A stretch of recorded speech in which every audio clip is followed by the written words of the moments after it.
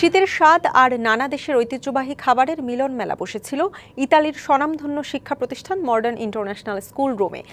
বিদ্যালয়ের আয়োজনে অনুষ্ঠিত হয় শীতকালীন খাবারের উৎসব। ইতালির প্রতিনিধি আমির হোসেন জানান, উৎসবে অংশ নেয় বিভিন্ন দেশের শিক্ষার্থী, শিক্ষক ও অভিভাবকরা। নিজ নিজ দেশের জনপ্রিয় শীতকালীন খাবার প্রদর্শন ও পরিবেশনের মাধ্যমে শিক্ষার্থীরা তুলে ধরে তাদের সংস্কৃতি ও ঐতিহ্য।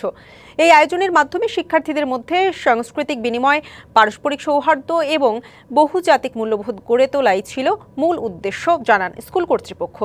রুহুল আমিনের সার্বিক তত্ত্বাবধানে অনুষ্ঠানে প্রধান অতিথি ছিলেন মোহাম্মদ নিজামুদ্দিন। আর উপস্থিত ছিলেন শরীফ উদ্দিন সুজন, কারি মোহাম্মদ ইব্রাহিম আলী, মোহাম্মদ জাহিদুল আলম ও আমজাদ হোসেন সহ শিক্ষক, শিক্ষার্থী ও অভিভাবকরা। রঙিন সাজসজ্জা, খাবারের স্টল আর শিক্ষার্থীদের প্রাণবন্ত অংশগ্রহণে উৎসবটি হয়ে ওঠে আনন্দঘন ও উৎসবমুখর।